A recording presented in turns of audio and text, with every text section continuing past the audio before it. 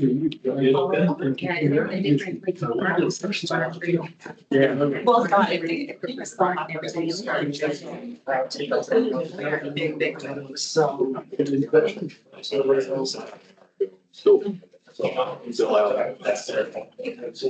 Had my neighbor came.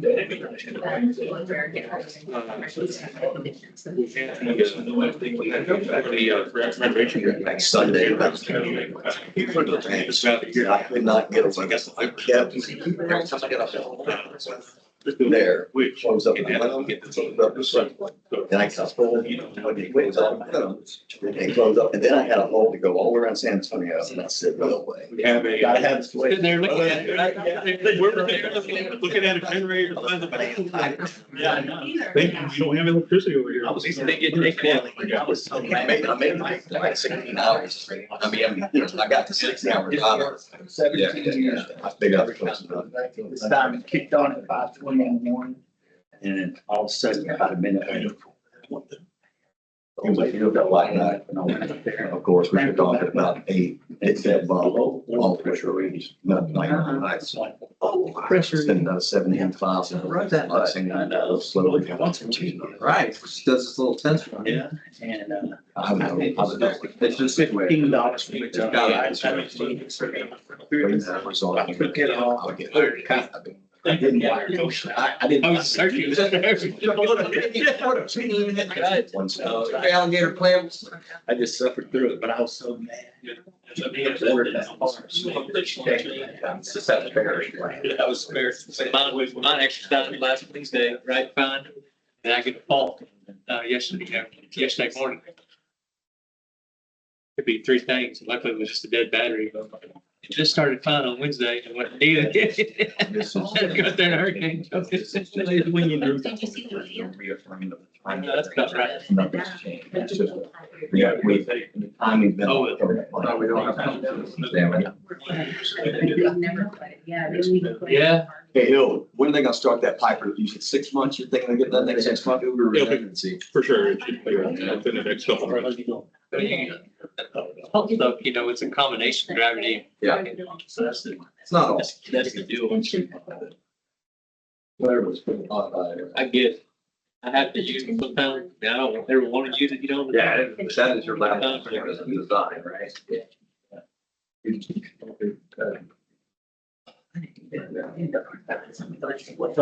But you're right. It's, Randy, y'all got power yet? No, sir. Not yet? You're building on the redundancy. but if it's storm, it doesn't come about. I should go. Really just when everything's dry, it's discharged.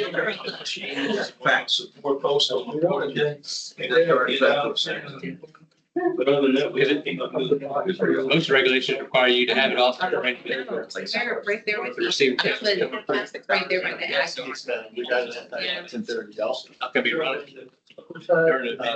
We're the very first house, the very first Sorry. house on Castle, the one next to the, Makes no sense. well, if you're going towards, into the neighborhood, we're the very, but our neighbors don't. We're the very last one on the ever grid. Let's just go Front of into town. Metro Area stuff And because then you're so behind on everybody's like across technology. the street from us. Yes. Yes, our neighbors have. I can't get a text out. We're very lucky to have been. And I'm like, yes.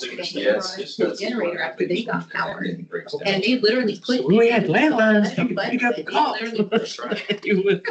Hey, Randy? Yeah, y'all wanna talk? There's, anybody, there's sign up sheets in the back. Okay. Just remind you. I did, I signed up to. It should have been a well-attended meeting for Aaron. Well prepared. Probably would have been, but advertised that way. I'll be free soda and air conditioning.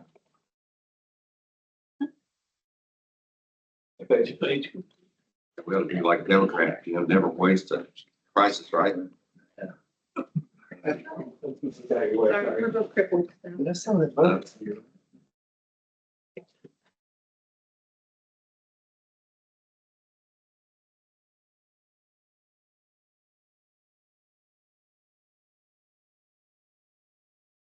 Yes. You have one of those. Yeah, it's Yeah, they're know-it-all. at my house. It's Blair, well, mine doesn't either. Is Blair over there with you? No. Where's she then? She's working out, just didn't have internet. We're Y'all have internet working? moving 3 of them. I don't have power. One But I have power no internet.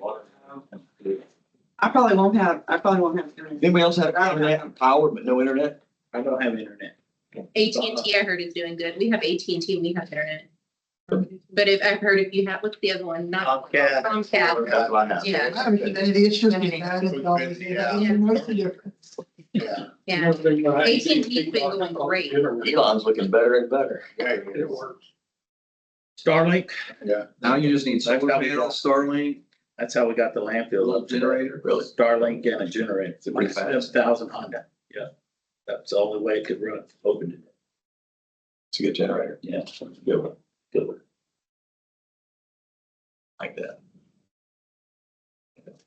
Get a little 2000 IU that I run for my welder at the branch. I took one of those out there too to try to see if they could hook up freezers and stuff. I run the Starlink to fine. But they had Starlink credit cards and a window unit. They had an outside office out there. Really? And it's running the whole, it's running the whole office. I had Starlink. Pretty sweet. Bank run credit I card. guess it's pretty wide. Yep, you ready?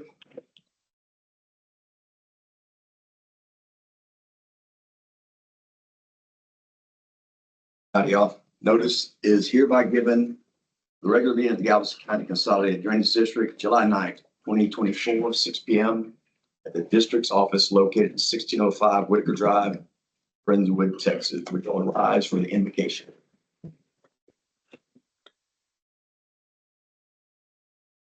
Dear God, thank you as always for having your son come down and live a human life.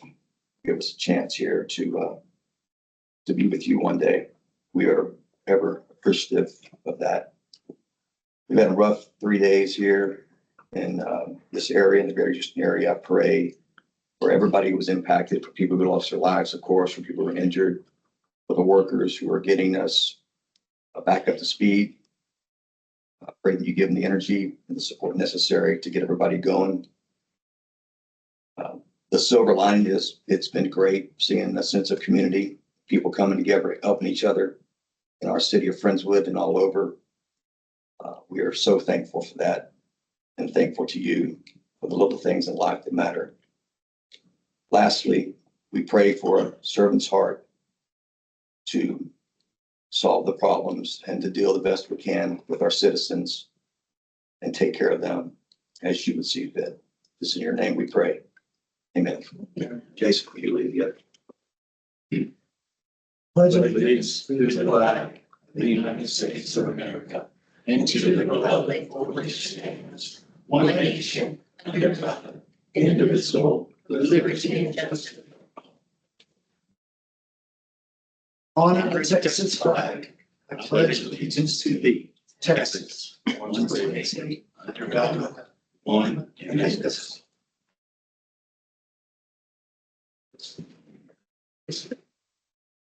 For the citizens' comments, I want to suspend the rules for a second. I'm going to read a statement that's from me. It does not necessarily represent the board. And we'll reconvene the citizens' comments. I'd like the board to respond during the director's report. As president of the Galveston County Consolidated Drainage District, I'm spearheading a transformation towards modernization and increased professionalism within the district. Our mission is clear: to provide the taxpaying citizens with a superior flooding and drainage system, effectively addressing decades of overdue policy reforms. While our methods, our partnerships, and policies may evolve, one thing remains steadfast: my commitment to delivering projects and improvements that are data-driven, cost-effective, that maximize taxpayer dollars. Our focus is on achieving the most impactful results to reduce water surface elevation, providing relief throughout the city and the district. We will leave no stone unturned in our quest for progress. Under my leadership, we will exercise prudence and diligence in allocation of taxpayer funds, ensuring that every dollar spent is a dollar well invested. Unnecessary tax increases and premature financial burdens on our citizens for distant projects will be a thing of the past. We will be meticulous in our financial planning, our prioritization of projects that offer tangible benefits within a reasonable timeframe. I pledge unequivocally to prioritize the personal safety, property protection, and financial security of our taxpayers in all board decisions. Our flood and drainage policies will be guided by this unwavering commitment to safeguarding the well-being of our community members. While we maintain a neutral stance on development, our primary goal is to deliver effective flooding and drainage solutions that align with our core principles. Our decisions will be driven by the welfare of our residents, with financial considerations taking a secondary role to achieving our stated objectives. Budgeting, prioritization, scheduling, and construction will be carried out in alignment with these principles to ensure the success of our mission. Together, we will be working to build a stronger, safer, and more resilient community. Back to the agenda. Number 4, citizens' comments. We have the Eustace, please correct me if I'm wrong. Yeah. Eustace family at 1402 West Castlewood Avenue. And the topic's going to be flooding and wilderness trails due to the recent. I'm sorry, my handwriting was bad. Property Property development behind the, Yes, ma'am. Please come to the podium, state your name, and let it be 3 minutes. My name is Lindsay Eustace, and I live at 1402 West Castlewood Avenue in Wilderness Trail subdivision. Recently, as a lot of people are aware, we've had a new development behind our property. They tore down the trees, ripped up a lot of the forestry back there, and a lot of concern in our neighborhood has been with flooding. So I've lived there at that property for 15 years now. I was there during Harvey, and we've been there through the last few storms, not through Ike, fortunately, but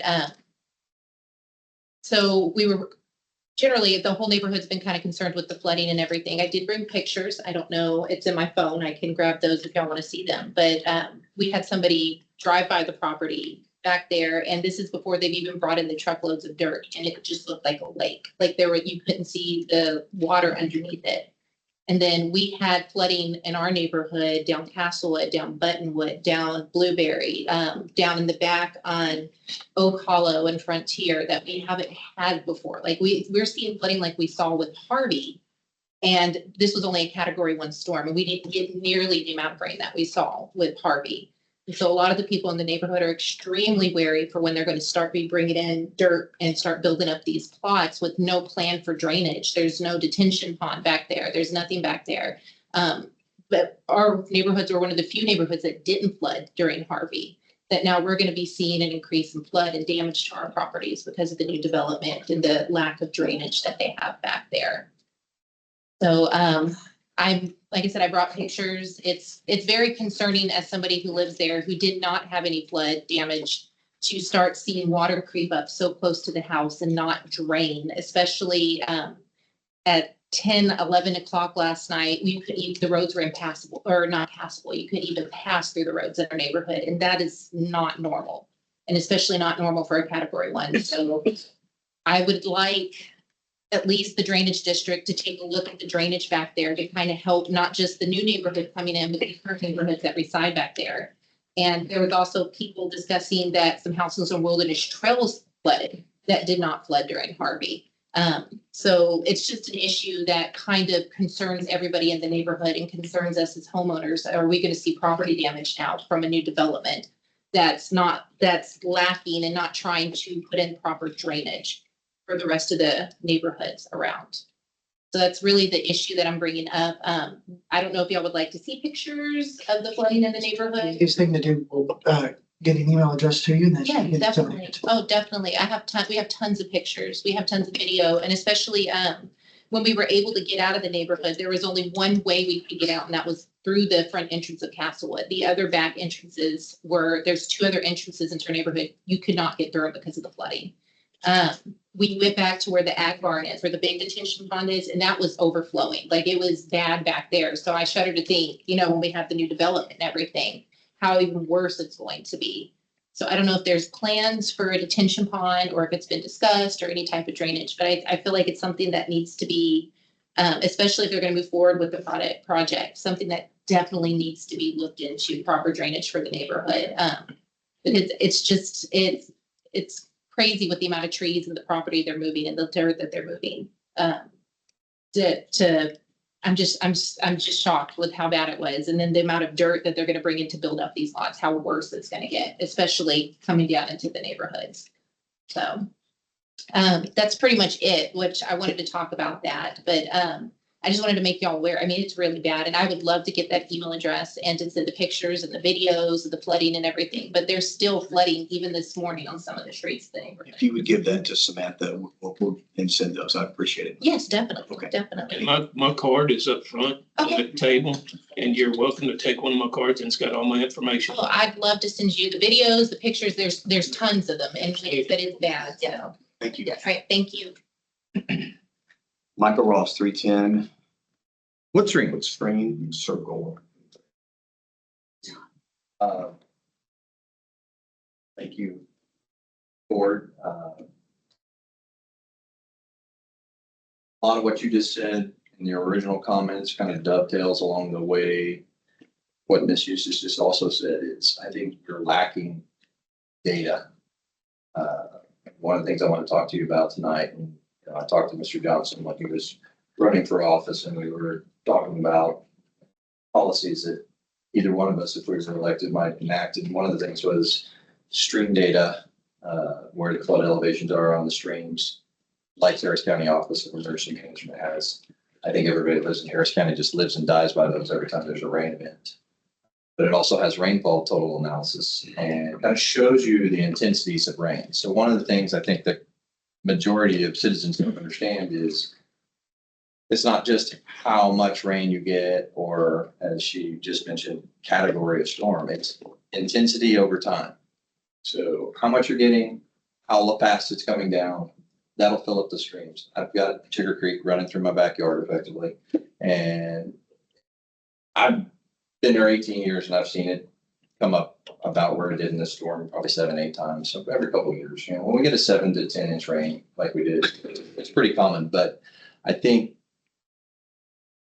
most people don't understand how that works and how rain totals and intensities in specific locations work, and how rain back out to our west and back, in Brazoria County, there could be a huge rainfall out there that comes down and is causing the lack of outflow over time. We have the detention systems that exist today. They're releasing that rain at a slow rate. So yes, sometimes it takes the creeks longer to clear than you would think. They're not just clearing overnight. So I think you're seeing a lot of that in this particular rain event out west. We had a lot of rain, 10 to 13 inches, depending on where you're looking at. I think I had about 10 inches at my house in a 24-hour period. So I think having data to be able to, one, share with the community is important, two, to analyze and also look and see how these detention systems are potentially working, and maybe be able to check their release rates and make sure they're performing as designed. I know my particular community's detention system was designed in 1991. Well, there's nothing that resembles today's modern detention systems in that design. So maybe, I'm not saying we can afford to have our detention system reworked, but at the end of the day, it's an old design, just like much of Friendswood is. So it's important for everybody to know that there is data that we should be able to gather and look at. You and I have talked in the past, and I know you've probably been a champion of that, gathering more data, just like you mentioned in your opening comments. It's a little off topic, but since Mr. Griffon's here, everybody needs to be aware and pay attention to your local politics. I looked at, after the fact, the TERS that was put together for the projects behind the trails. Those are 100% TERS. I'm in the development business. It's unheard of. You don't do 100% TERS. So what's going on in our city that they believe they needed to put together a reimbursement package that gave 100% reimbursement to the developers? My inclination in looking at it from the outside and not sitting in all those meetings is they really wanted to get that road built. And this was their workaround. And I don't think that's how this is supposed to work when you have a road bond that doesn't pass and you didn't do a good enough job. I'm not saying you, Mr. Performan, probably I'm here. before your time, but you know, when those road bonds, and I've had different bond elections before, they're painful and they're awful, awful hard work. But it's an important component of your citizenry to be able to vote on their expenditures. It's taxation without representation is what's done with this tourist in this particular case. They've bypassed 30 years of revenue so they can reimburse this developer roughly 100% on this project. I don't want to see stuff like that in our city, and I don't think that's an acceptable way for that to happen. As a developer, I've never been able to get anything remotely like that. I've done 60-40, 70-30s, you know, with cities, with flips midstream. So then the revenues go back the other way. So the city gets 60%, I get 40%. So that's something that I there needs to be more accountability. That segues into another thing. And I'm sorry I've taken more of my 3 minutes, Rusty. But, you know, that project that's out on the north side of town that is over by, that just got completed, I guess. I don't know what the name of the project is, but it's basically a rectification of the channel with a slope paving, and it has some kind of detention component. What was the dollar value or dollar cost per inch of water surface elevation that we reduced? You know, what did we do as a community? What did the district do to put that system in? What did it cost versus what we benefited from it? And how did the project come about? I mean, I'm not familiar with the intricacies of how it came about, but it seemed like it was at some point just a rectification of some, you know, slope erosion, and it turned into a bigger and better project. So how did that all get voted on? How did that come down?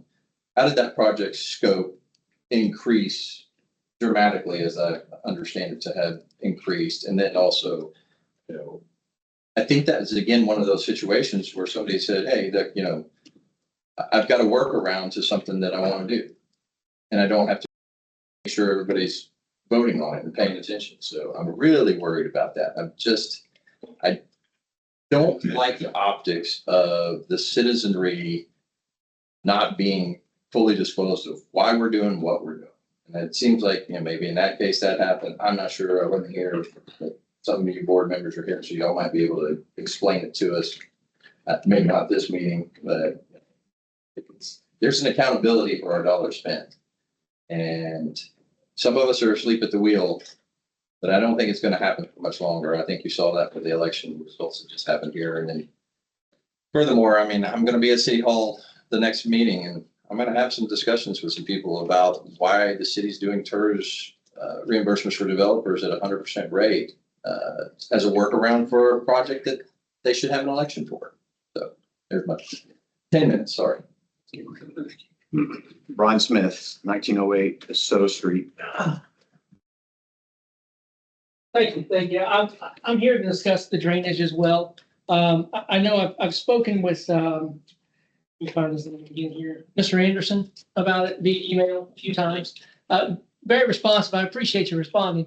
But the issue we're finding is out in Mission Estates, since they started the development in Sterling Lakes area and all that down there, our drainage ditch, it doesn't drain as fast and it fills up faster. You know, during Harvey, we didn't have these issues behind our house.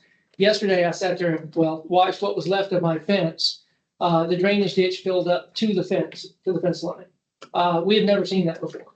And yet during this event, we saw it happen. It's taken it longer to drain off as well.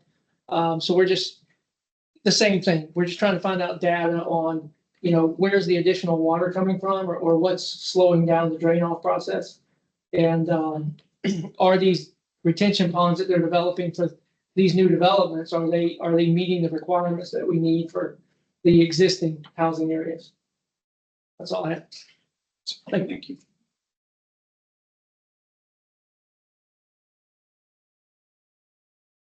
Peggy's not here. Don Johnson. Thank you.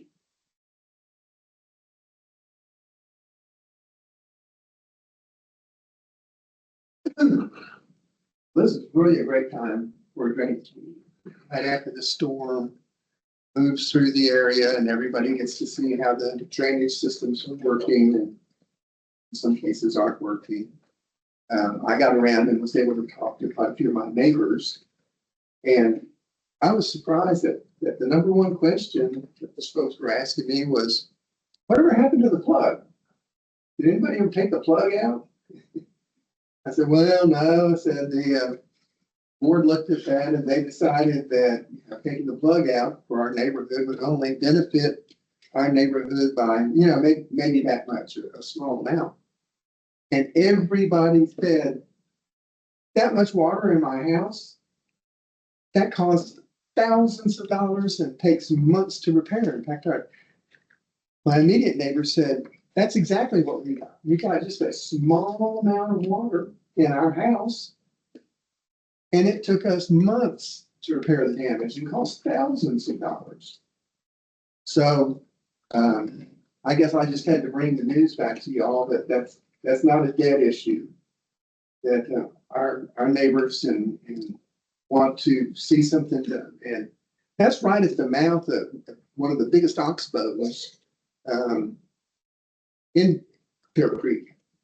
And it kind of occurred to me that, if y'all want to challenge, maybe everyone here should take an oxbow or some area that's a problem and come up your own working with staff on prototype project plan. How much would it cost? How long would it take? What would be the benefit? And bring and kind of take ownership of that. That's my little area of the creek, and I'm going to try and come up with something to fix it. I know when you get into these big projects going from the headwaters of Bear Creek all the way down to the lake, that's pretty overwhelming. But one little area of the creek, that shouldn't be too tough to work out. That's some dynamic folks on the board that can probably make that kind of stuff happen. So I encourage you to take ownership. Don't stop what you're doing and don't change anything. But in addition to that, find some little area of the creek that you think you can improve and go after it. Anyway, I won't take any more of your time, but thank you very much for letting me speak. Thank you, Dominic. No action items. Discussion action items. Discussion and possible action on Stedman West Legacy Development Drainage Impact Study, WGA Consulting Engineer. Do I have a motion to discuss? Motion to discuss. Scott, I read the study. I want to start this off, ask you a couple of questions. So what I understand is this is for y'all, this is out. It impacts our Dickinson Bayou outflow going towards Dickinson. And we're talking about box ditch. The board had some concerns a while back about the impact that box ditch was having down on box ditch because it naturally used to, and Scott, you can correct me anytime, it naturally used to overflow into the bayou. And because of the channelization and I guess the effective way that the development was occurring, we were having a negative impact with box ditch being to channelize and volumize moving downstream. Correct so far? You're talking about this report? Yes, what this report's trying to address. I think they were trying to maximize. Because it says they've slowed down. I mean, we're slowing down the conveyance of box ditch while we're eliminating the water surface elevation negative consequences that was happening downstream. Okay. Is that correct? Yes. Number two, it looks like the changes that they made from reading the study, and you correct me, have box ditch retain its natural overflow towards Dickinson Bayou possibly without the negative impacts. And it said that it was going to have a slight increase maybe in the water surface elevation at the site, but it's going to be retained by the detention and the freeboard that is currently there. Correct, which is allowable if the developer owns the property on both sides of the channel. That's what I'm going to ask you. Yes. Okay, so That's the only time we allow it. That's industry standard, right? If there's an impact on the water surface elevation, if they own both sides of that, they're impacting their own land. They're not impacting other private property. So they do own both sides of that. Correct. Okay, then the freeboard. That was one of my questions. You already nailed that one. Anybody, have any other, what's your concerns on it, Scott? This is just an amendment to their, approved DIA from 2022, and it was just cleaning some things up and optimizing a few things. So Ken Shevlak with WGA, he reviewed it. He was getting the technical, looking at the model, make sure nobody's really cheating us. We kick it to them. This is a Dan Bomber DEC development, and Luna Engineering is the actual engineer. So WGA actually reviewed it for the district. They did find under their first revised submittal back in January, they did find where there's some impacts downstream, and they had to go back and clean it up. And I think that's what you're seeing in there. If you look at the submittal schedule, she speaks about, they had that correspondence and done that, but they made the adjustments to where they don't have the impact downstream. So They adjusted siphon sizes upstream.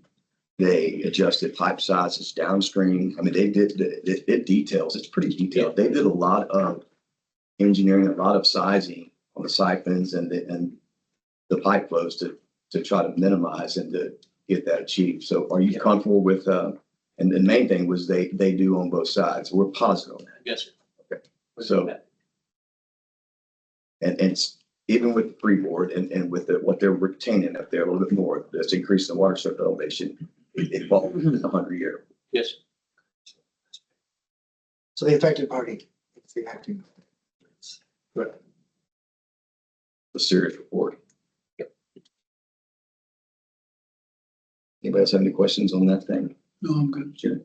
Dave? Industrial. Tim? All in favor? Aye. All against? B, discussion and possible action on the utility relocation of Cook Creek. It's a revised final drainage plan. Do I have a motion to discuss? So moved. Second. Bill, anything, I mean, this is old news. Anything new at all, just other than, This is just a renewal of the original permit that we had.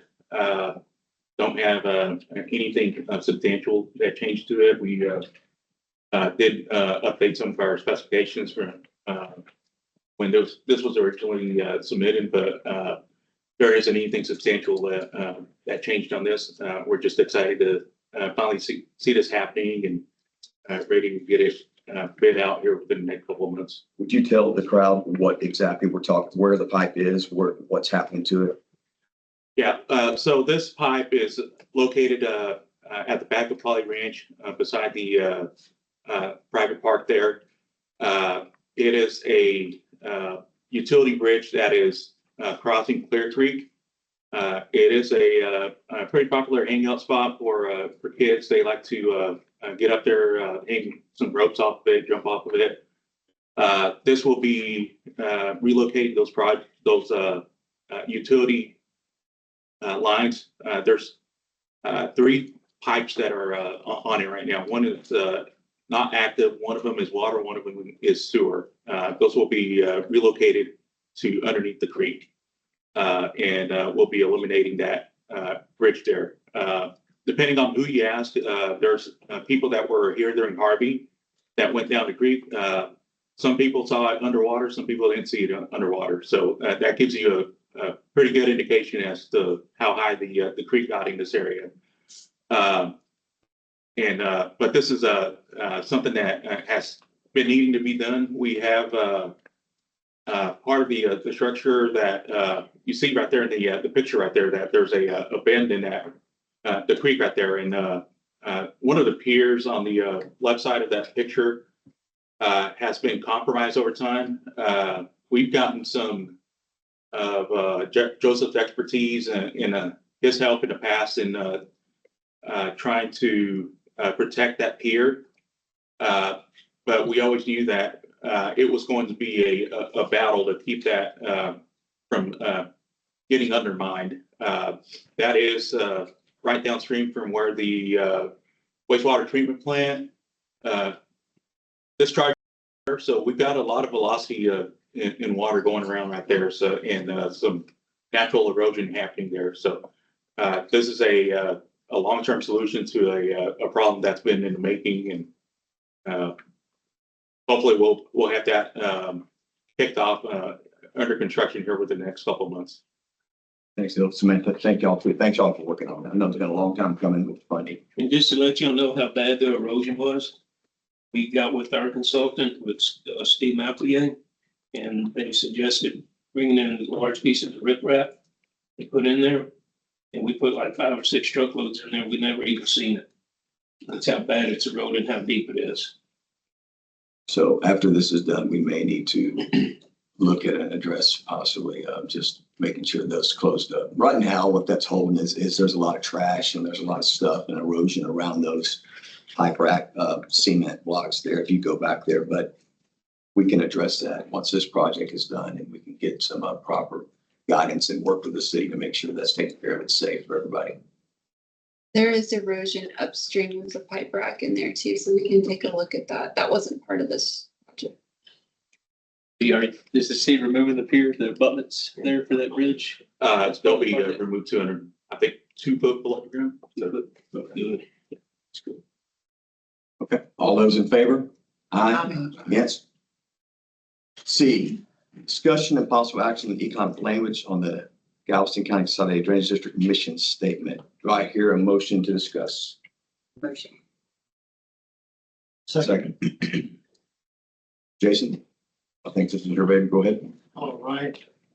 So one of the things we talked about at the last meeting, so I did during board member comments, was our mission statement.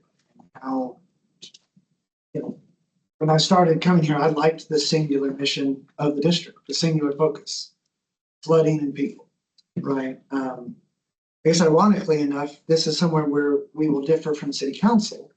In the last meeting, one of the amended mission statement included something of the nature of what we would remove from ours, the fostering economic growth or business-friendly environment, something of that. I can't remember exactly. So I kind of played with alternate language. The original language is the district's mission statement remains the same: to reduce the probability of flooding throughout the Friendswood area by improving drainage while preserving the natural beauty of the creeks, resulting in increased safety, higher quality of life, and an environment fostering economic growth. I don't, for me, believe that the district's mission includes business development. We're not here to hinder. I also don't believe it's our mission to aid or foster. So what I would propose would be our mission is to reduce the probability of flooding throughout the district by enhancing drainage systems while preserving the natural beauty of our creeks. Through these efforts, we will increase the safety of our residents, elevate our quality of life, and preserve a community worthy of future generations. Of course, I changed from Friendswood to district because we've got League City with us. I think it's important to acknowledge the entirety of the district, especially as we've recently attended the technical advisory committee meetings for the expansion of the number of homes and developments within our district. So, I mean, I'm not asking for any formalizations now. It's something that I wanted to bring to the board and I wanted the public to hear.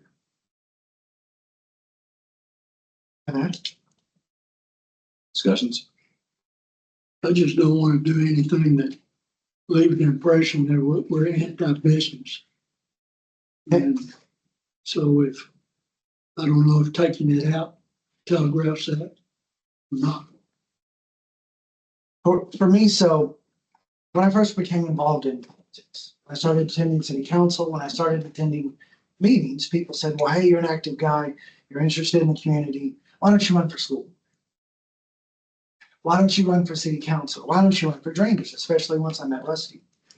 And looking at everything that goes before city council, all of the things they have to consider, the broader city government, and then looking at us, I like our focus. As soon as I started attending meetings, I was like, this is where you may not get as much done in totality.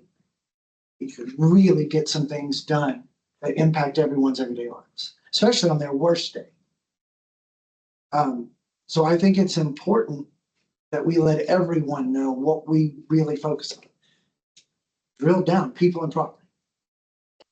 And while that obviously helps our business owners and developers, I don't think part of our mission is to aid in their pursuit. Does that make sense? Yeah, I don't either, but I don't think we ought to be extra critical of business development. And They can bring them on the same footing as all the other projects. And we can have obviously a different opinion on that, right? And I don't think removing it reflects negatively on business or attitude towards business. I just think it makes our residents know where our true focus lies. And that was just for me. Anyone else? Thoughts? I'm okay with removing it because I don't believe we are in business of economic development here, although there's businesses that come to us to have their plans looked at, but we're not the ones that are sitting there wanting those businesses to come here, whatever, what have you, the developments, that sort of thing. That's the city's job to determine if they want them here. Where we're the ones just to determine the drainage part of it.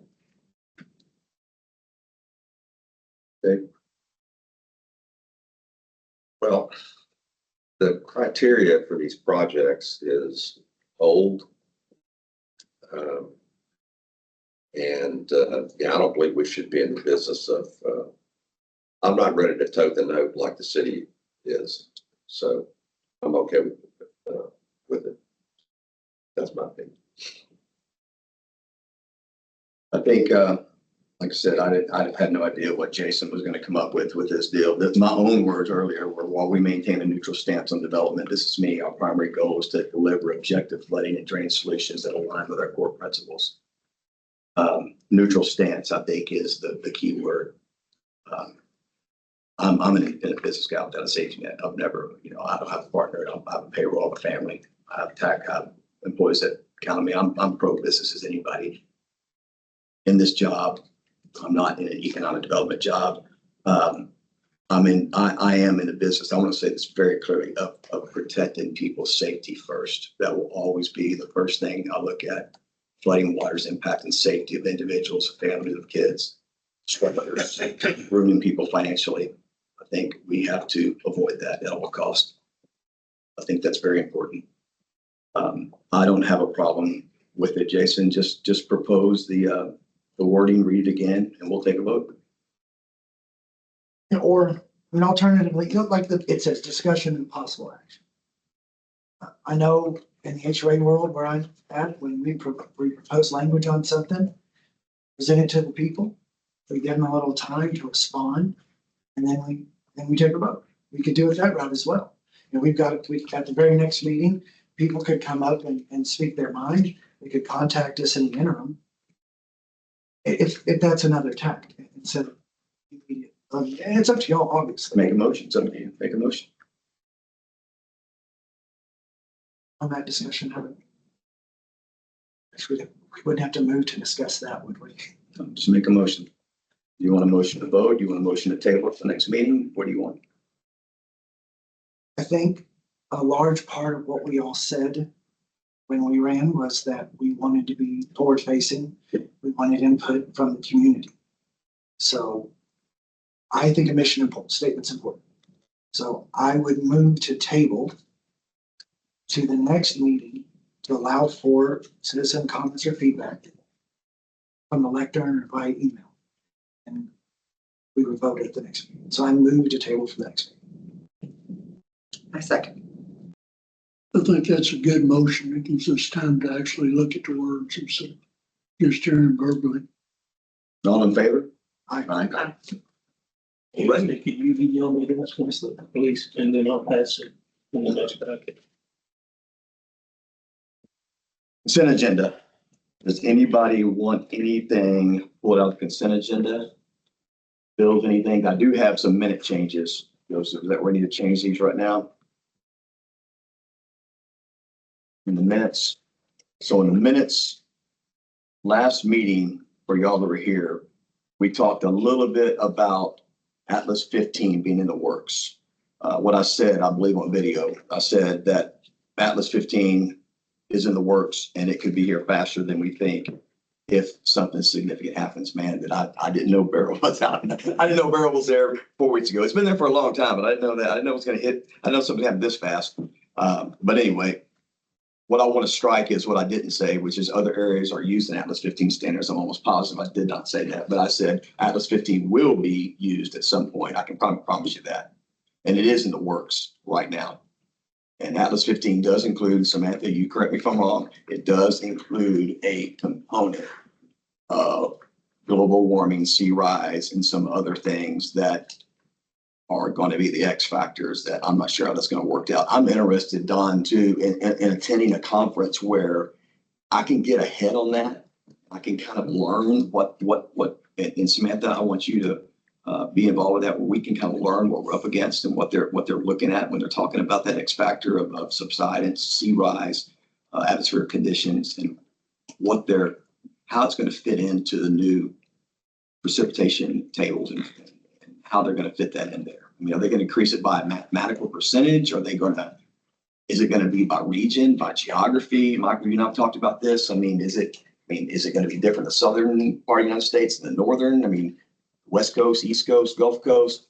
So I want to know how they're going to formulate that with all the other factors in Texas, which is the elevated sea rise that impacts us, with the subsidence that you talk about all the time, and with the atmospheric conditions. That's a real interesting thing to me, how they're going to pull that together. So if y'all have something that we can, or the board can have information on that, I'd like to see that as soon as possible. You may have to wait a little while and see how it progresses, because I'm not sure, there's a difference of opinion between a lot of people, and the sea level rise in some of the Gulf regions is more than the East Coast sea level rise that they're predicting, and no one seems to understand, what's causing that to happen. So it's real hard to come up with an exact narrative for you and hard data on what's going to happen. I think actually Galveston A&M has some good professors there that are actively involved with the sea level rise. So maybe looking to have one of them come out and talk to us about it might be a good approach. But I can start pulling together what I've seen. I know that I think it's like 2028 to 2030 building codes are going to include it. And I know like the most recent estimates for the Gulf Coast have been a lot higher than they were initially thinking. I'm not an expert into what all goes behind that either. So I think the numbers I heard during the storm, the average sea rise globally is about 8 inches.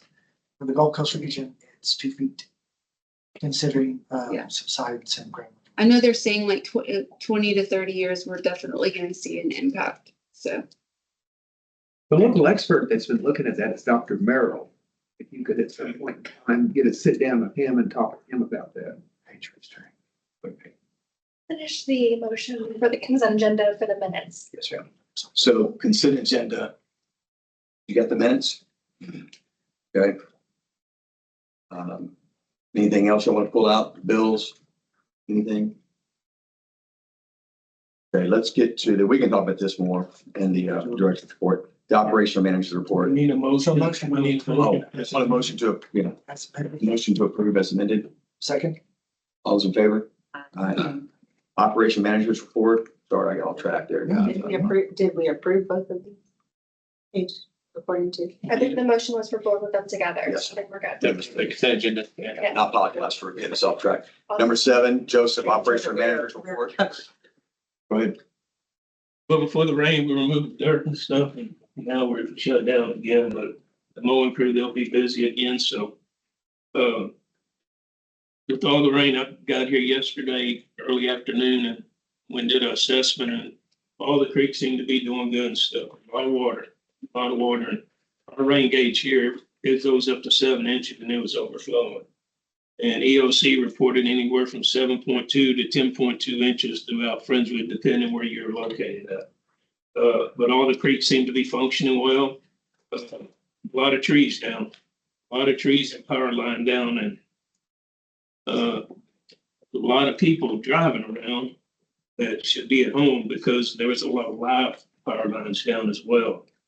And one thing, it said that it takes a storm or some kind of event to see what happens, but on yesterday, I cannot tell you, I've seen them, groups of families, you know, neighbors and stuff, they were starting in one yard, then moved to the next yard, and to the next yard. And, you know, why can't it be like that all the time, every day? And it just, you know, it just makes you think, and I mean, every time there's a big event, you know, it never surprised me. And it's not just here, it's everywhere. Everybody comes together and works together. And, you know, and that's what the board and Scott, myself, and Samantha, we got to all work together to come up with solutions and then implement and do it the right way. You know, let's listen to the advice of our engineer and Samantha about, well, no, we might need to do a study on this before we even start digging dirt or whatever. But I think there's going to be a lot of good come out of this, and I look forward to moving forward with this. It's going to be exciting, but we got a lot of work to do. And one thing else is, you know, and I know developers don't like to hear this, but every day flooding gets worse and worse and worse. But everybody wants development. You know, everybody wants to put in something. People want to build a house, you know, individuals, whatever. But man, every piece of concrete we put on that ground, it just adds to the problem.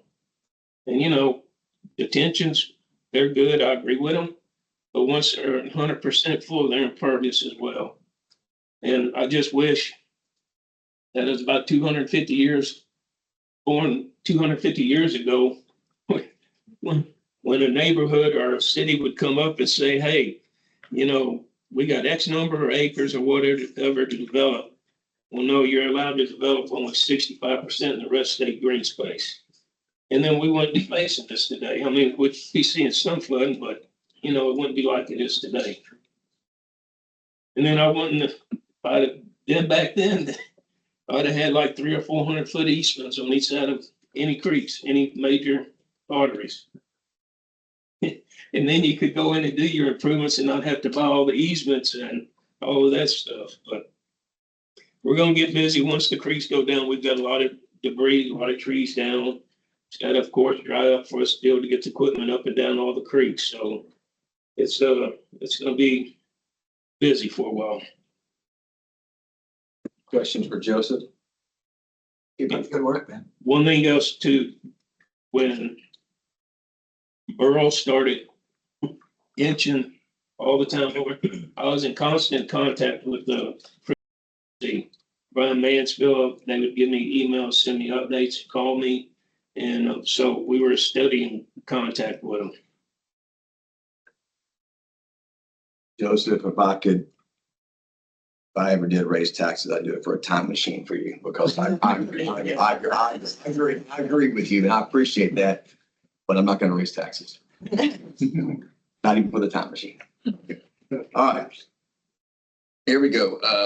District engineer report, Mr. Scott. Good evening.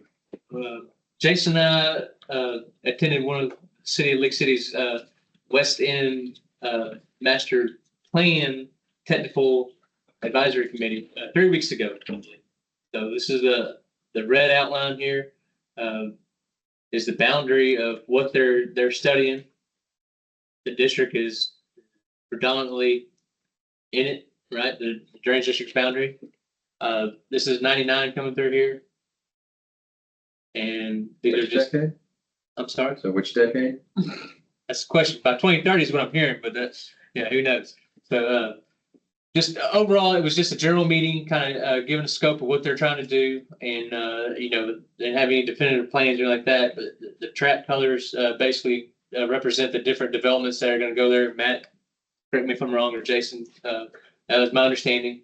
The boat fossils on this portion up here. I think they generally wanted to try to move the water up there and use that existing hole as detention. But as you could imagine, it's extremely expensive. You'd have to pump, you know, a tremendous amount of water up there to dissipate the impact. So they're kind of traveling along some regional ponds around here. This exhibit does not show it. You know, they don't have a plan yet, but they're working on that. So when we meet again, I believe it's going to be September, October. They'll have a conceptual plan. Another big thing that was discussed was funding. Like if they did take out an entire track, you know, they would have to have buy-in from all these property owners and from the property owner that the pond's gonna be on and who's gonna pay for it, those such things, and then the order of magnitude. So there's a lot of moving parts here. I think it's definitely getting out ahead of all the development. I think it's a great idea.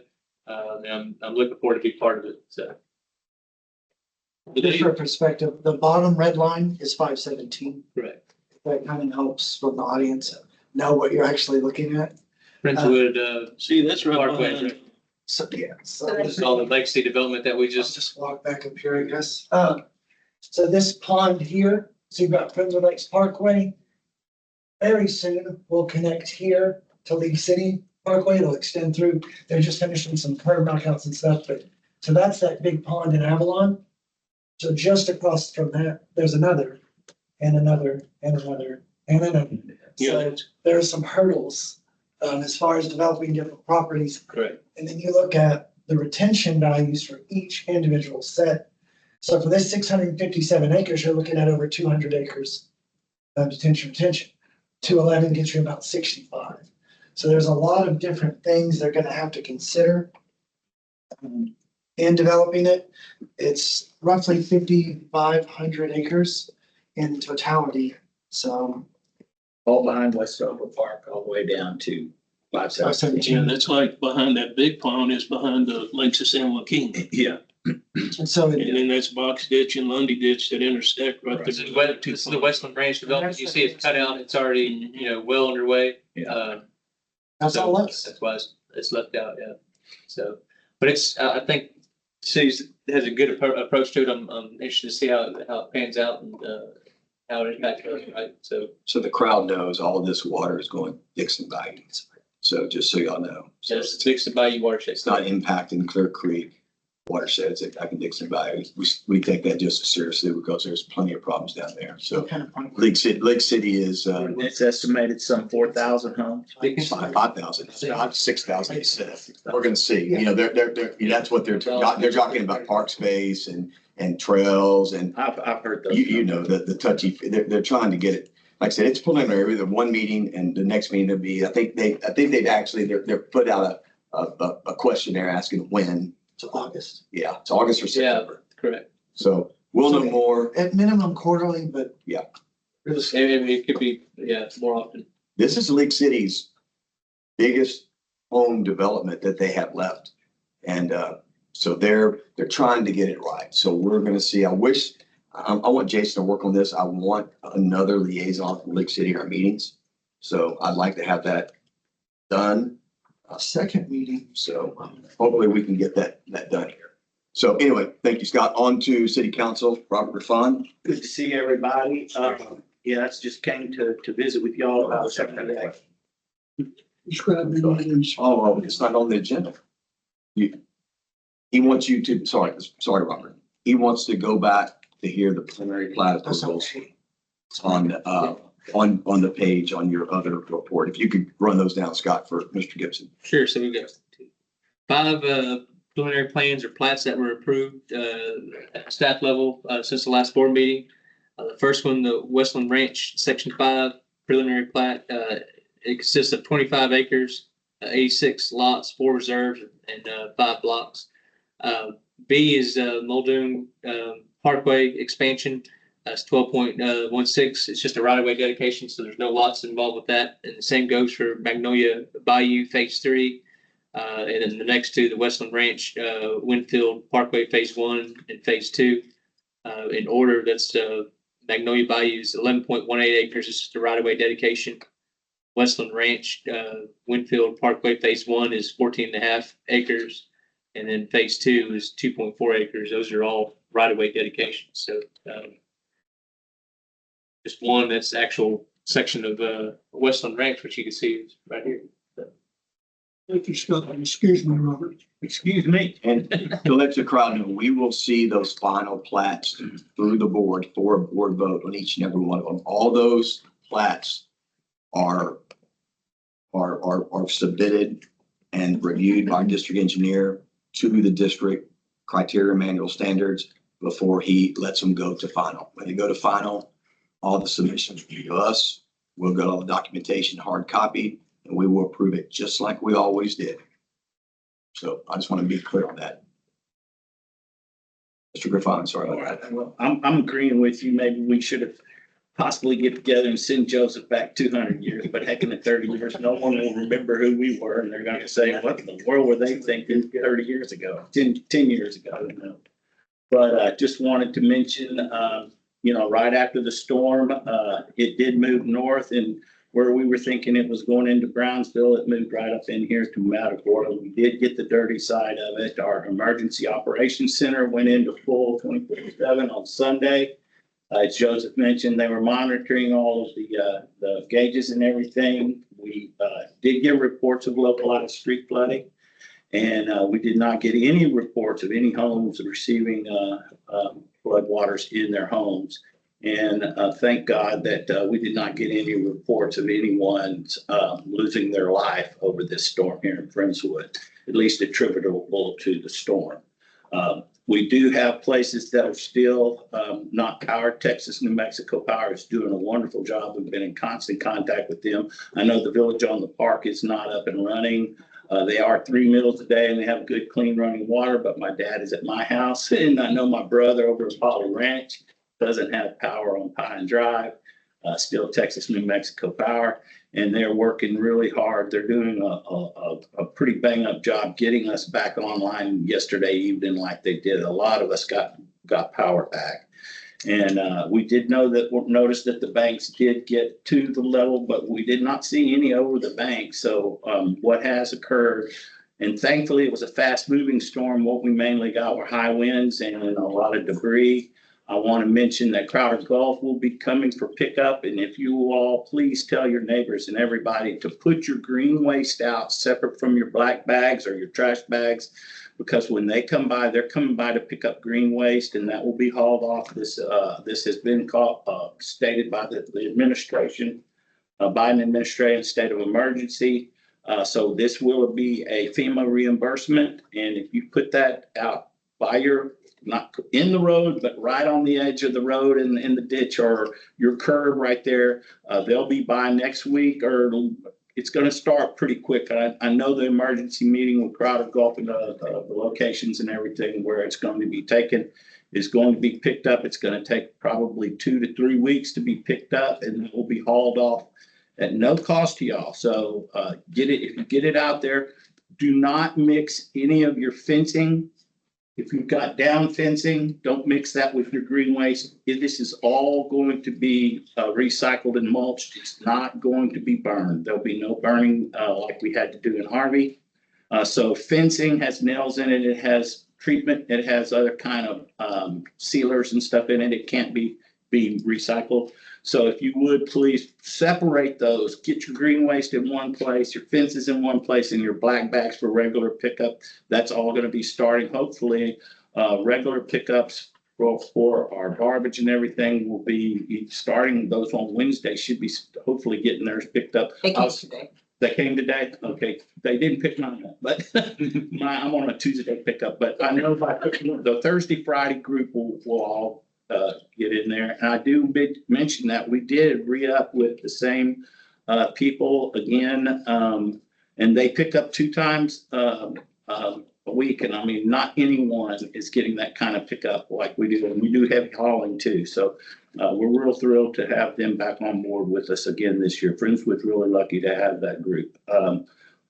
Let me see, thinking about mentioning with some of the things that were mentioned. Every development in Friendswood goes through a strict protocol of drainage. This drainage district board will see all final drainage plans and have to approve it. And it goes through the Friendswood Development, Economic Development Corporation. Our development department, which we do have an economic development department. Our goal in Friendswood is try to reach an 80-20 mix. Commercial and residential to relieve some of the burden on all the residents for taxpayers' purposes. We're about at 84% residential, 16% commercial. I don't know if we are going through the budgets now. I do the budgets very thoroughly, and our tax base from commercial monies have gone from 600,000 to 700,000. And when John Scott was on there, he had to put on $500,000 for road maintenance. We're now at 2 million plus for taxes from commercial properties. That's relieving burdens on residential owners. I know there's a mix there, guys. I understand it. I completely understand it. I'm for development where development makes sense. And where it doesn't make sense, I'm also not for development where it doesn't make sense. As far as TERS 1 and TERS 2 that was mentioned earlier, TERS 1 is a 70-30 split, and it's not to just one developer. The developer out there on the 40-acre tract is not developing 326 acres. The dedication of 100% is for all of the infrastructure that the city is going to be required to get that developed. And that includes a lift station. That includes, as a matter of fact, we have families that are over off of Baker Road on that new, on the subdivision, just inside of Baker Road that couldn't flush their toilets because their lift station wasn't working properly. We have water lines to put in, we have a bridge to put in, and it's not going to one developer. We've dedicated 100% because we know how much dollars we're looking at for the bridge. And that developer doesn't have to build one single inch of that road to develop his 40 acres. As far as it being a little bit deep up, he dug out all of that ground so that he could bring in select fill, and that couldn't be done before this storm. But that's all going to have to be done to the book, and it's going to have to be drained to these people's satisfaction as well as the city's satisfaction. And I guarantee you, final drainage plans are tough, and they're going to look at it. Everybody's going to look at it, and if it doesn't meet the protocol of what's in the ordinances, then it won't be done. And that's really, if you have any more changes to the ordinances that you want to make it more difficult, well, then that's your prerogative. But what's in the books now is the way the drainage plan is going to be developed so that it doesn't affect the neighbors. And that's the way it's always been done in Friendswood. And let me think of anything else I could think of. Other than that, I'm really thrilled that we got through this storm as well as we did. Did y'all have an interlocal agreement on the agenda, the last meeting? For who? For that involved us? Yes, I think we did. Yes, I've slept since then, but I have to Is go that back. where y'all kicked us out of the master drainage plan or kicked our money out? No, I think that we were in an interlocal agreement so that y'all wouldn't have to put your money in it. We weren't kicking you out of it. You had asked to take your money out of it, I believe. He'll can address that next here.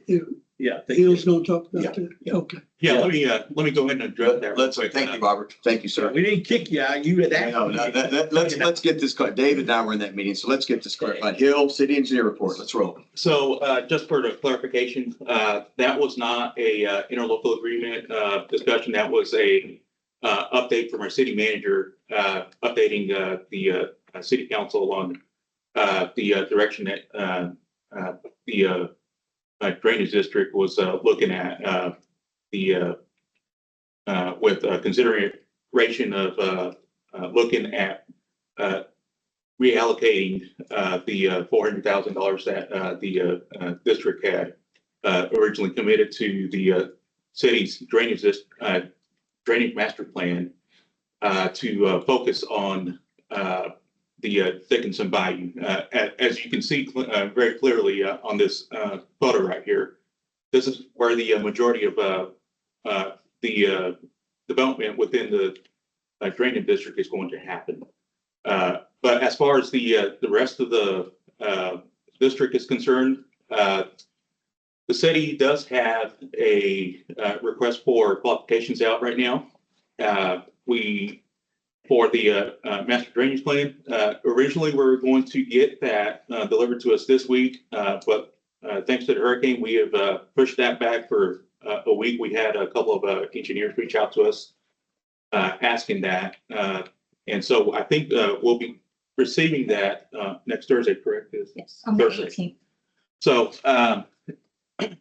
one of the things that the city is doing to alleviate or to help stretch taxpayer dollar here is, as you all know, we've had some discussion on the grant money that the city got from the Texas Department for Emergency Management. We got $660,000 from them, and we will be taking that and using a portion of that grant money to accomplish what the drainage district was wanting to accomplish all along. So essentially, we're taking their money and using it for what you guys wanted to do, and we're going to accomplish that along the Clear Creek and in the Clear Creek watershed. So, which is going to allow you guys to really focus in and hone in on what you're wanting to do and accomplish out here in the Dickinson Bayou. So, it is it's another way of getting the what we wanted out of it, and but it at the end of the day, it's a really good way of stretching the taxpayer dollar, and I think the drainage board should really be commended for the creative thinking that they have in the approach that you guys have had on this. And as always, we appreciate you guys working with us. The city does, and this is not a case of anybody kicking anybody out. This is strictly a way of maximizing what we're trying to accomplish here, and while being as frugal with taxpayer dollar as possible. So, as far as the my updates are concerned, I'm going to Councilman Griffon did a really good job of updating you guys on the storm. I'm going to give you a few more updates on the storm. As you mentioned, Texas New Mexico Power, they've been outstanding in their response to the storm and in working with the city. As of this morning, we had 6,300 homes on the Galveston County side of Friendswood that were still without power. That we're hoping to have the majority of them back in power by tonight. And it doesn't sound like that's going to happen yet. But I do know that they've made some substantial strides, and they have not given us an updated number on how many customers have been restored. But they have made some good strides. Don't have some data on the Harris County side. I do know that it is kind of sporadic over there, but it's coming back online. Fortunately, I live over on the Harris County side, and fortunately, I was one of the ones that got power back last night. But they're working on that, and as soon as we have an update on that, we're more than happy to share that. As far as our emergency responders are concerned, there have been some issues with people running their generators. The city did send out a reminder to the residents that on their generators, you want to have your generators at least 20 feet away from your house. We did have some carbon monoxide calls today, and we had one fire call today due to a fire started by a generator. But that does serve as a reminder to keep your generator at least 20 feet away from your house. Infrastructure wise, the city has fared pretty decent by comparison to some past storms. Water system, water distribution has never had an issue during the storm. We've had all our equipment operating. Pressure's been good. We do have some lift stations that are still without power. So we're having to move around our portable generators to get those cleared out. We did have some facilities at the city that had some damage, very minor I think probably the biggest thing, we did have some water leaks at some facilities, but I think the biggest thing is over at Lake Friendswood, the fishing pier tore off, and it's in the middle of the lake right now. And if any of you guys like to kayak, I just took it up. We'll tie it up, and we can drag it back to the shore if you're more inclined to do that. And also wanted to share, the city does have two cooling centers open right now. They're going to hold at 9 p.m. tonight. Today they had close to 850 people visit the library today. So quite a few people there getting in, cooling off from the heat. Also, if you need to charge your cell phone. Yeah, That's good place to charge your cell phone. So then HEB also. Table with a bunch of plugs on it. The Emergency Operations Center, they're ramping that down now. We have been going 24 hours a day for the past couple of days. They'll be shut that down at 10 p.m. tonight, and then reducing their hours. We had some good people manning that Emergency Operations Center during the storm. Heather was one of them. She was there, I think, probably 16, 18 hours. Wide awake, answering phone calls and helping people in the community. So she should be commended for her efforts out there. And finally, I just wanted to share, we had several road closures. We're down to one road closure right now. We had a tree wrapped around with power lines, and Texas, New Mexico has de-energized those power lines, and I think we're actively working on getting that last street cleared out. But for the most part, all the streets in town are passable now. So, Any news on is the curfew lifted tonight? the curfew is not lifted tonight yet. They'll be in place at least tonight again from 9 to 6:30 a.m. Yeah, thank you for that, but can I sum up what I thought I heard about the master flood plan? Yes. And that is, the city has gone and secured funding to the amount of $600,000. We did secure, yes. And in order to keep from mixing funds, y'all would prefer or gracious to let us have that 400,000 back uncommitted. Our thought is that we'd like to use that on Dickinson Bowl master flood plan. And yet you're going to give us a seat at the table to look at the criteria that we're going to impose on the city's master flood plan. Correct, yes. Couldn't make a better deal. Yeah. So here's how this went down. So we didn't have a quorum. We had a meeting. It's on the blog, and I'll try to keep the blog short. He's being pretty gracious, and so is Heather. I would say they've done a great job. Here's what happened, and Scott is a big part of this. This is part of the team that I have, and I'm freaking proud of them because I love saving money because it's y'all's money, and we're going to get what we want, but we're going to do it professionally in the right way. So Hill really said, "Hey, Rusty, it sounds good, but we have it secured. It kind of makes it complicated if y'all are involved. You need to take care of your League City part. Why don't y'all go play in your box and do that, and we'll take care of this, and we'll give you everything that you want plus more. You have a seat at the table. We're going to accomplish everything you want to accomplish with the money we've got." Heather and Hill worked on that, and we said, Scott and I and Joseph were there, and Dave was there, and we said, "Man, that's awesome." And then Scott and I's wheels started turning, and Joseph was there, sitting in the middle grinning, and we said, "Hey, we're going to work with League City's calling us."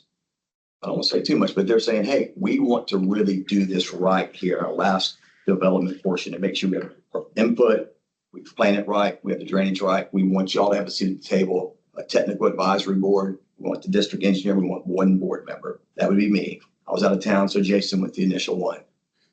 It looks like they're going to do everything we need to do in that portion of our district. So the good news is we are hoping that we will have that $400,000 for more flood control and mitigation down the road in a project that matters for the citizens. That makes me stoked. That makes me happy because that's a good use in a good way that we should be working with y'all's money. So that's how that went down. It hadn't happened precisely yet on the League City side, but we are working with that and we're figuring out what their plans are for the League City portion of our district. So and we're going to get everything that we need to serve y'all, to get our right of ways identified, to make sure that we can effectively, can't go back in time like Joseph wants to go 300 feet, but we'll do our best and we'll do our best. But anyway, so that's how that went down. And believe me, Hill and Heather are understating how important they were. And Samantha came from over there too. Thank y'all. We appreciate the invite. And we really like that meeting. I like that meeting a lot. More of those would be nice. Where you can save us money and then you can come and toot your horn and have all the time you want. I think in part, any confusion may have stemmed from the fact that for the sake of brevity, everything was summarized briefly by the city manager. And it may have appeared that hey, here's our money, they'll give us our money back. But it was just, of course, more, and the lengthy explanation helps between both of us. Helps. It's a good deal for everybody. We get to go to your poker game and we don't have to pay the Andy. Short version of that, right? Nobody's here in Lake City, so let's get to the board of directors. Oh, Matt, I'm sorry, Matt. Okay, hey, Matt, go ahead. The whole meeting. I've been trying to speed past that. I was gonna let you go, but. Now, Matt. Anyway, just an update on development in League City. I always like to keep you guys apprised of Westland Ranch. The final extension of Muldoon Parkway, which is the east-west collector there. It's very close. Matter of fact, utilities have been tested. We're waiting on some back T results. The utilities have been videoed. Just minor things left. Curb inlets being installed. Some sidewalk stuff, but I imagine that'll be walked sometime very soon. Just adjacent to that extension is Westland Ranch sections 8 and 9. All of those utilities have been installed. Next course of action is to start installing pavement. So that's what'll be going on there. But of course, that extension of Muldoon has to be completed first before that section can be accepted by the city. Also on the southern half of the Westland Ranch development, you've got the extension of Magnolia Bayou South to connect to 517. After this, extreme event we just endured, I was talking to my inspector this morning, and that roadway is completely inundated right now, underwater. And that's not going to be the final condition. We're just in an intermediate stage of construction where, inlets haven't been installed yet and whatnot. So this is to be expected. But I say this to say, after this extreme event, there's going to be quite a great deal of dewatering and pumping needed to get them back to construction. So all things considered, construction is going to be slowed and our contractors aren't happy with this latest event. But anyway, that connection to 517 is ongoing. And then adjacent to Magnolia Bayou South, there's Lakes of Westland Ranch section 6A and 6B. They are installing utilities in there as well. And keep in mind, the roadway's got to come first before that section gets completed. So that's just a brief update on Westland Ranch. Switching gears to Legacy. It was mentioned earlier about the future connection to Friendswood on League City Parkway there.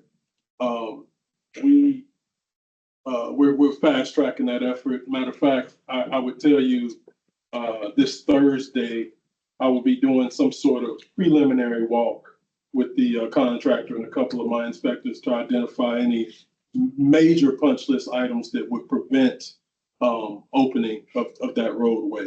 So we'll be walking that portion, which connects to Friendswood. We'll also be walking the portion of the 2 missing lanes in the vicinity of Mag Creek Golf Course. And just the goal of that walk is to identify any major items that would prevent us from opening that roadway after that walk, I'd imagine there's going to be some sort of meeting and discussions about, hey, what's left? How do we get this open as quickly as possible? And again, I'll keep City of Friendswood apprised on that. I know that affects you guys as well, so I'll be keeping you guys in the loop on that. Before you move the map, if you would. So the next road into Friendswood, once your connector's finished, is West Road. So come down. So West Road, does that end up connecting to Muldoon? Or where does that go to? Does that go into Westland? Does it curve into Westland? On one of the maps I saw, I thought it did. I'm not sure. West ends up hitting a east-west collector, which we're calling Winfield, right? Yes. Okay. All these projects are running together in my head now, but yes, it's gonna hit an east-west collector called Winfield, not Muldoon. Okay. But just since you asked about that, the legacy development is, just to bring you guys up to speed, they are authorized. Of course, y'all see the construction on League City Parkway. Those are a couple projects they're authorized to do. We've also approved plans for their rough grade and fill. I think it was the grading and detention. I forget the formal title of those plans, but long story short, it got them started on excavating their ponds, placing that fill from those ponds in their soon-to-be sections. Those are the only projects that they are working on right now. We are in the plan review process of a handful of sections. I would tell y'all they're very aggressive as far as the number of projects they want to get going with. I believe we've set eyes on 6 sections of Legacy so far. We've set eyes on West Boulevard that you mentioned.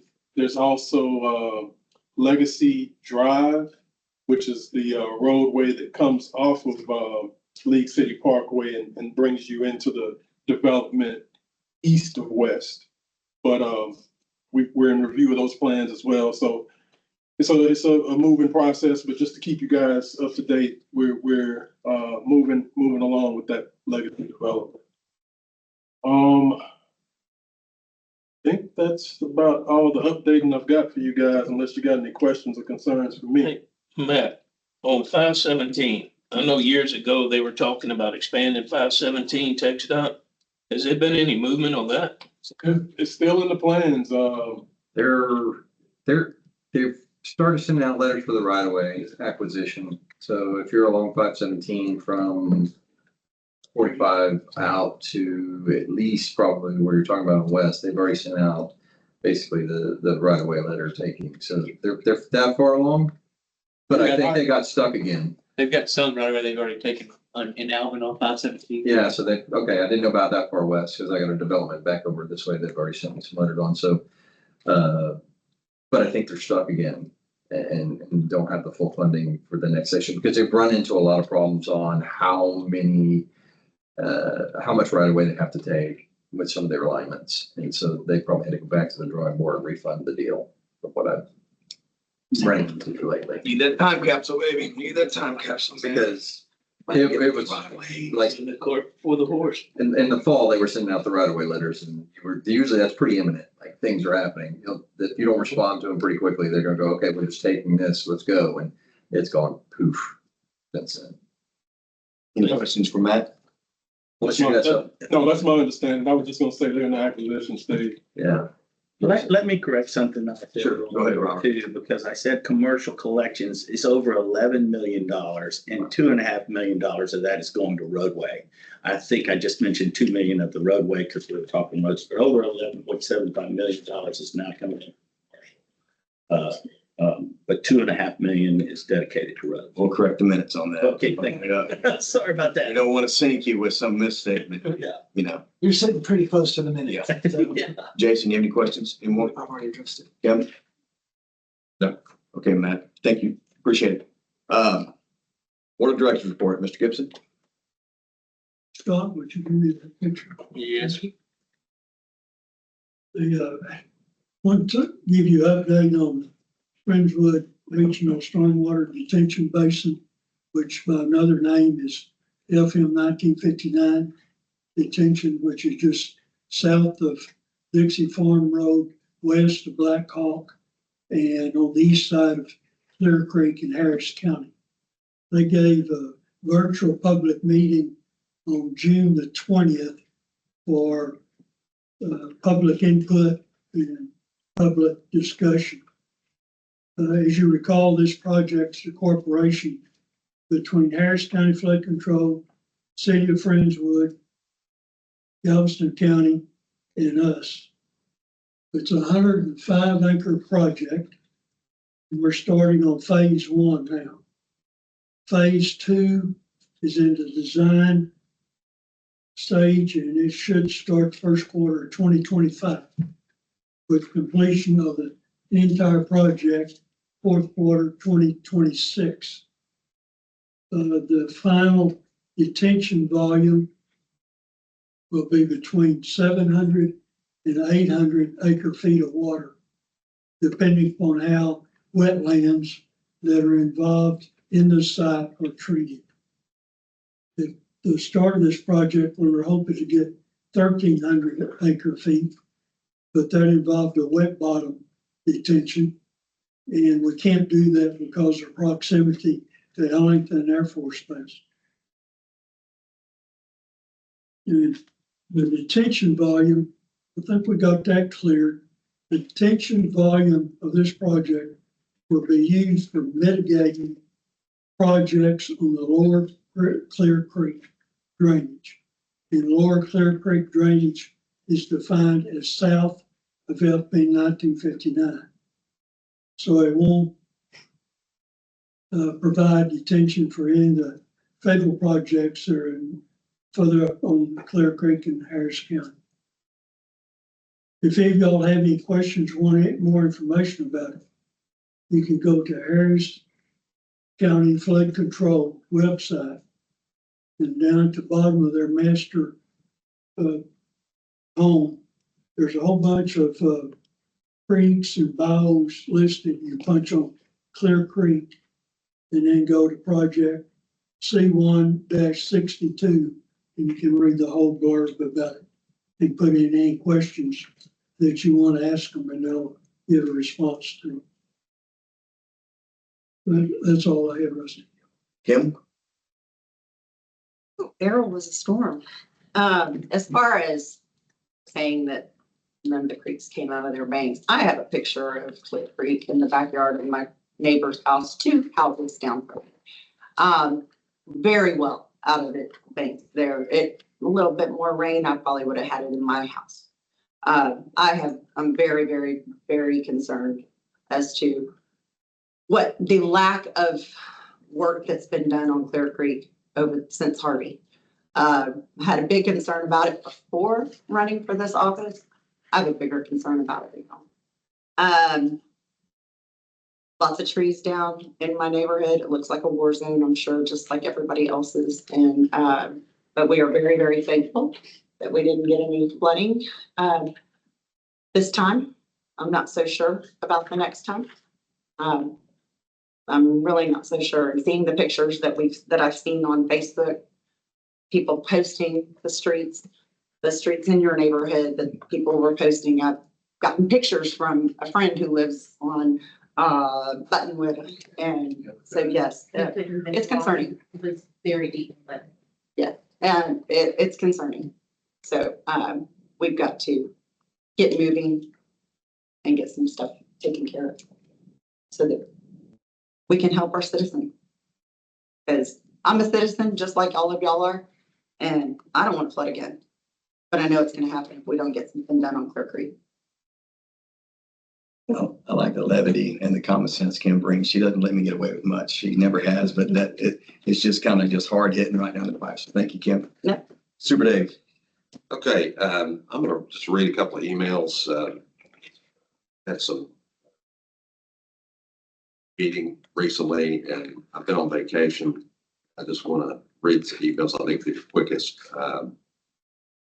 But let me first say, Hill, Heather, Scott, yeah, thanks a lot. I was skeptical of you guys a meeting or two ago, but I see the sense of urgency y'all have, and Also, I learned a lot at that meeting. One of the things was, along with any money you get from these agencies, with the state Texas or the Fed, there's also, you know, a book about that thick of strings, which Heather pointed out. You know, it's bad enough that we have to take the money from them, but then they tell us how to spend it. So anyway, that was a learning experience for me, and I want to thank y'all for the education. And Linda and I recently went and we're supporters of Texas A&M in Galveston and the Institute for Disaster Resilient Texas, and Dr. Sam Brody, who, as Don mentioned, works with Dr. Merrill on coastal flooding. And let me just read this email to be quicker. Good morning, all. Hope everyone's enjoying the summer. I sent this to Samantha and to Rusty. Linda and I met with Dr. Sam Brody at the Institute office of the ION offices in Houston. And what that is, the old Sears building, they've added on to it, and it's a think tank. Rice University owns it. The Institute has offices in there. Their research professors are in there. So we got a tour. I brought Sam up to date on the positive steps that we've accomplished thus far in the district under Rusty's leadership. I outlined our plans moving forward, specifically the short-term hotspots on our creeks and the longer-term Clear Lake Dickinson projects. I suggested that we carve off the above-mentioned projects, and I didn't originate that information. I got that from Don Johnson. Thank you, Don. I think that's probably a way to get it done, because the bill for the dike at Bolivar Road is going to be a hell of a lot bigger than the bill to build a dike there at Seabrook Kema, and also the project at Dickinson Bio.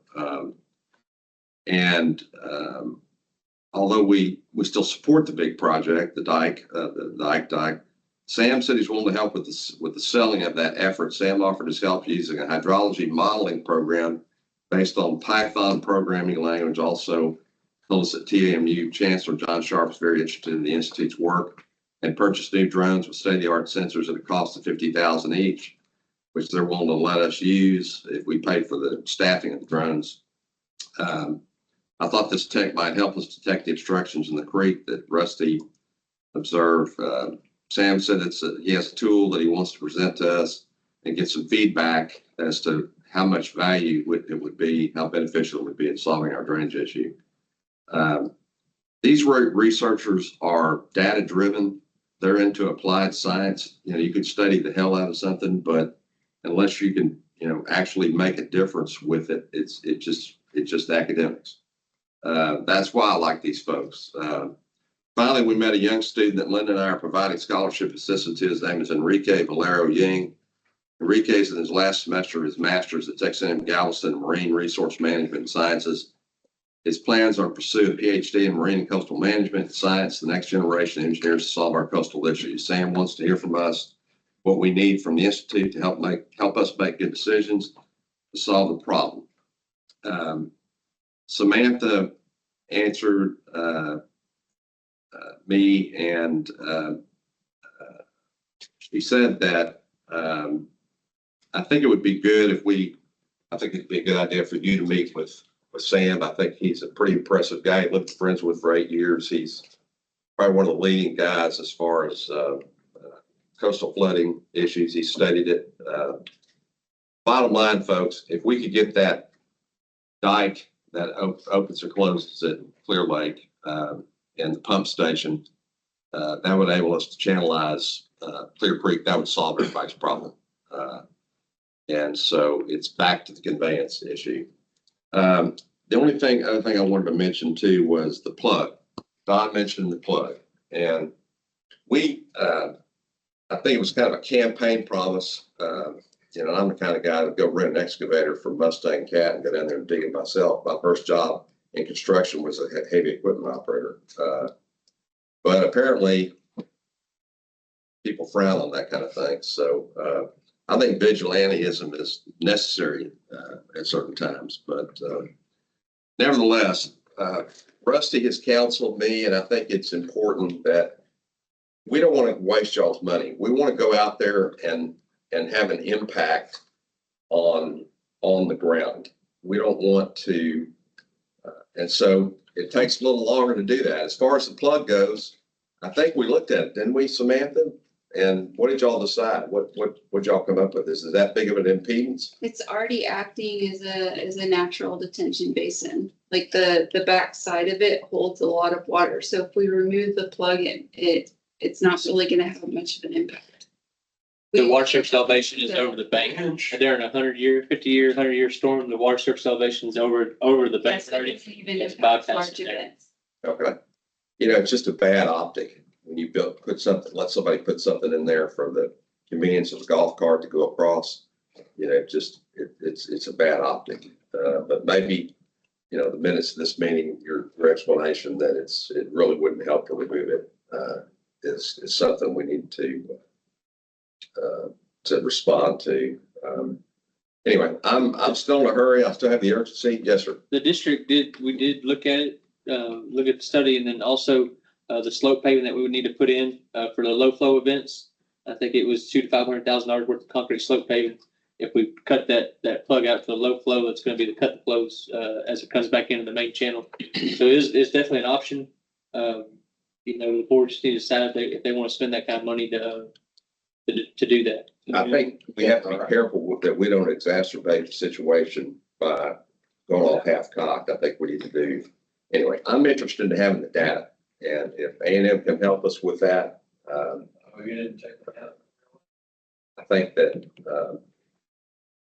they have a lot of tools, and I'd like to take advantage of those tools. So that's all I have, Mr. Chris. All right. JJ? All right, never again, no JJ.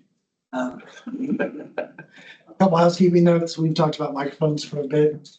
Just wanted on the record that I'm still interested in that. If we're not going to have better AC in here, I want a fan right there behind Sam coming this way. That's getting. So one thing I've really learned, people mistrust government. And it's not just at the federal level, it's not just state level, it's at the local level. I think part of that arises from misunderstandings and confusion. It is difficult to understand the processes by which property is developed. We almost need like a Schoolhouse Rock version.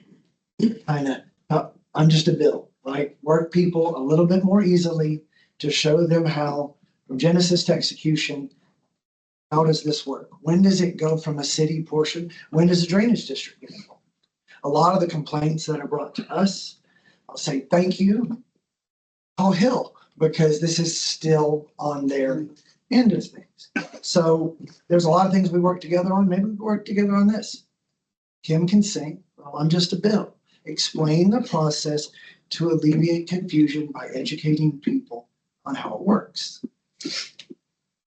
And then to play off that, if you do not trust your local government and you do not trust your school board, whoever, stop waiting for someone else to stand up and make the change you want to see. Do not wait for a candidate to come along that agrees with you. Be that candidate. Get up, get out, and get moving. It's what we did. And you can see what happened. And that's just what I would say in every phase of things. Once you're educated on the issues, once you have that greater understanding, once you've attended and you don't like it, don't sit back. Help someone run or run yourself. It's just a little soapbox portion, but I think it's instructive. That's it. So y'all probably wondering, thank you, Jason Jones, Mr. Jones, no JJ. We are now the gainful employer of Samantha Heritos.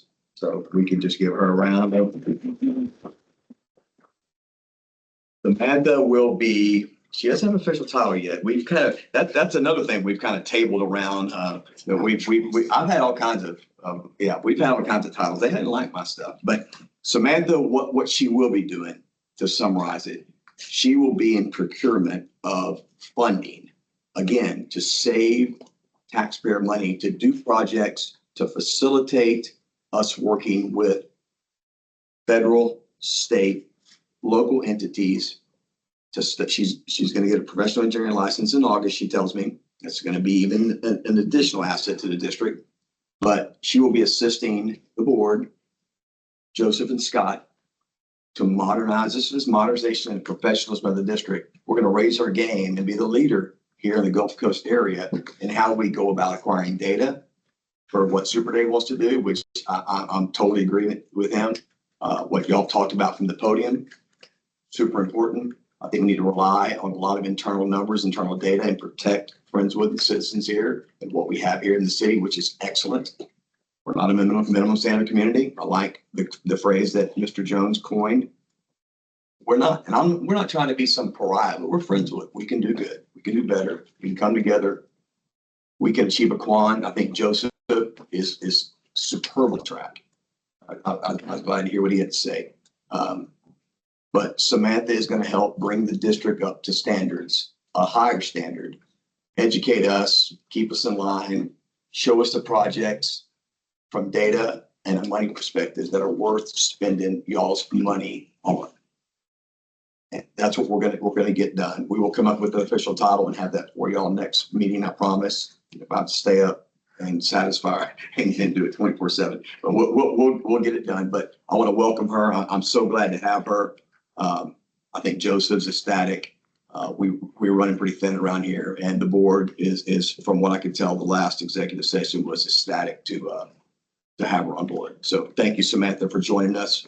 We're super excited to have you, and you've been smiling ever since you were going to come on board. So it's a two-way street. Back at you. Tomorrow we have a special projects meeting at noon. Joseph will be picking up some Jersey mics. No big deal. We'd love to have y'all come. I know everybody's busy. I'm sorry about the meeting tonight. I'm sorry about this project meeting being scheduled. We started this last month. Like I said, I didn't have any inkling that this was going to occur. I'm super proud of the community. I'm super proud of y'all for being here, for the citizen comments, for our city representatives. Excellent. I'm telling you, we enjoy working with y'all. Hill, again, thank you and Heather for hosting us. From Scott and Joseph and me and David, we really appreciate it. It's a good use of money, and I can't be more excited. I've said it 2 times, but I'm really excited about the direction we're going. Scott will figure out the Lake City stuff, and we'll report back to the citizens on how we're going to proceed with that portion of our district. Yes. That said, we are going to go to an executive session. The board of directors will convene into a closed meeting pursuant to Texas Government Code Section 55-1-072, discussion regarding real property. And the board of directors will reconvene after that into an open meeting.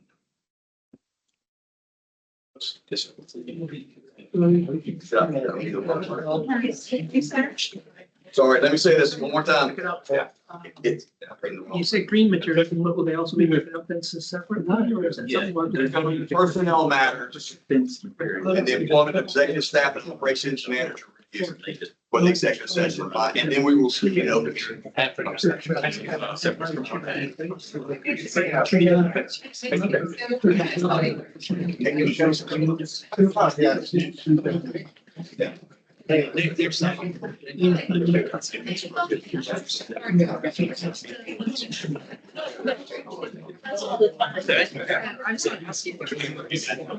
mean, I'm just, yeah. Oh, you're gonna be in the executive session?